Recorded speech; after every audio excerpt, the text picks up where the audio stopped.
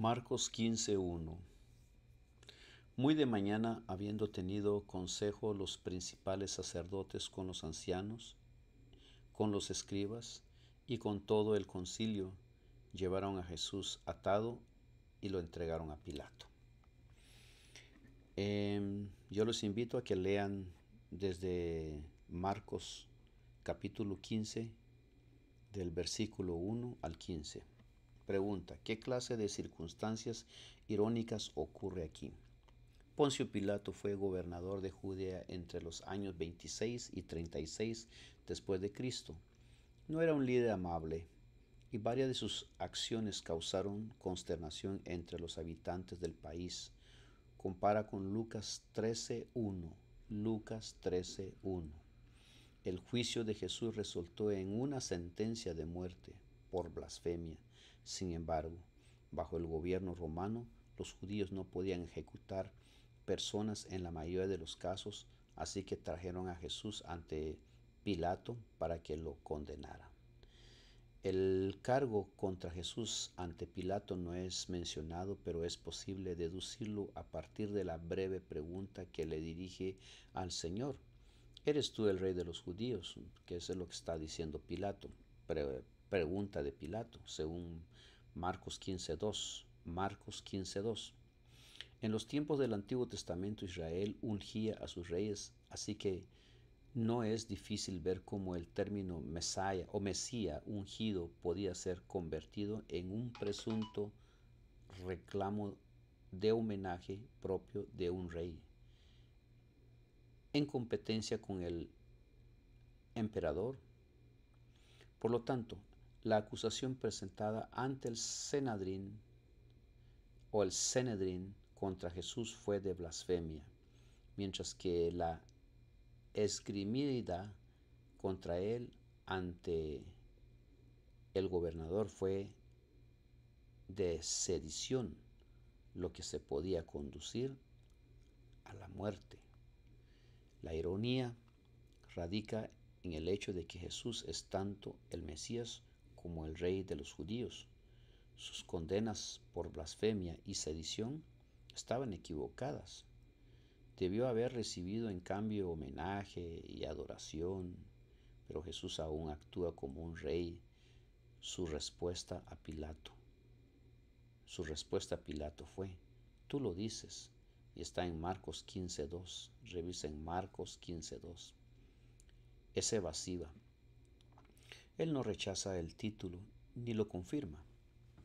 Esta respuesta puede sugerir que es un rey, pero una clase diferente.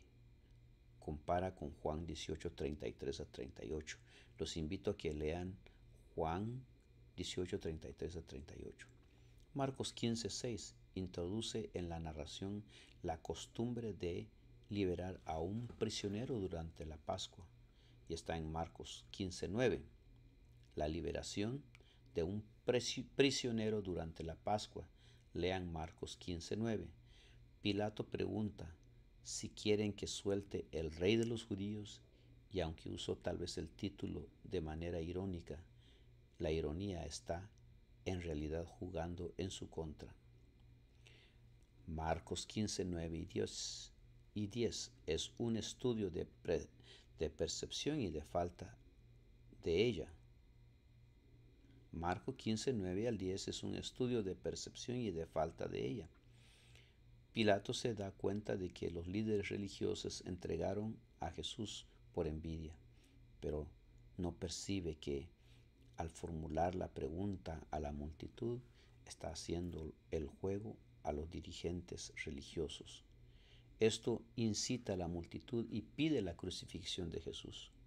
Pilato retrocede. La crucifixión era una manera demasiado terrible de morir, sobre todo para alguien a quien él consideraba inocente. Cuán dolorosamente irónico es que el gobernador romano quisiera liberar al Mesías, mientras que los dirigentes religiosos lo querían crucificar. Pregunta: ¿qué puede preservarte de seguir a la multitud cuando la presión para hacerlo es fuerte?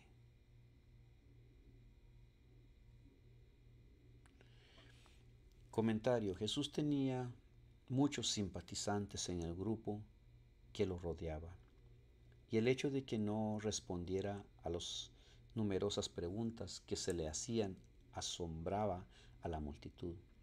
Frente al escarnio y la violencia de la turba, ni un gesto ni una expresión de molestia se dibujaba en sus rasgos.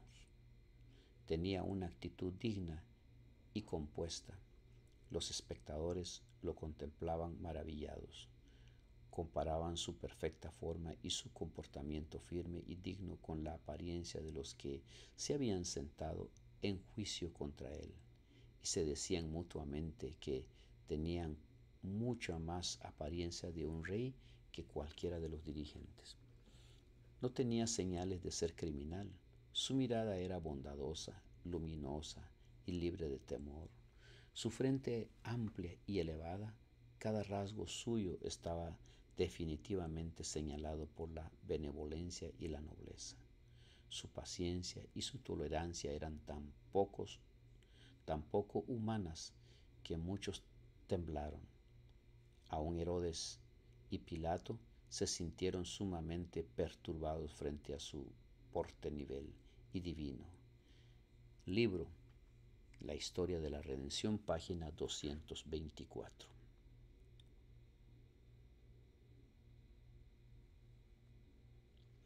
Desde el mismo principio, Pilato se convenció de que Jesús no era un hombre ordinario. Creía que era una persona excelente, totalmente inocente de lo que se le acusaba. Los ángeles que contemplaban la escena notaron la convicción del gobernador romano, y para salvarlo de comprometerse en el terrible acto de entregar a Jesús para ser crucificado, un ángel fue enviado a la esposa de Pilato y le dio información por medio de un sueño de que el juicio en que su esposo estaba participante era el Hijo de Dios y que era inocente. Inmediatamente ella le envió un mensaje para declarar que había sufrido mucho en sus sueños con respecto a Jesús, y para advertirle que no tuviera nada que ver con ese santo. El mensajero, abriéndose paso apresuradamente entre la multitud, puso la carta en manos de Pilato. Al leerla, este tembló y se puso pálido y decidió inmediatamente no tener nada que ver con enviar a Cristo a la muerte.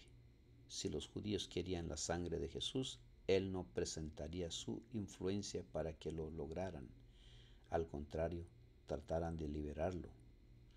Libro La historia de la redención, página 224. Jesús no vivió para agradarse a sí mismo. Se entregó como un sacrificio vivo y consumidor en favor de los demás.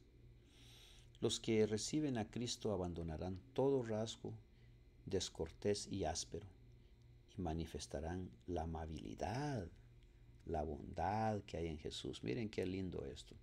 Los que reciben a Cristo abandonarán todo rasgo de descortés y áspero y manifestarán la amabilidad y la bondad que hay en Jesús. Porque Cristo mora en el corazón por la fe.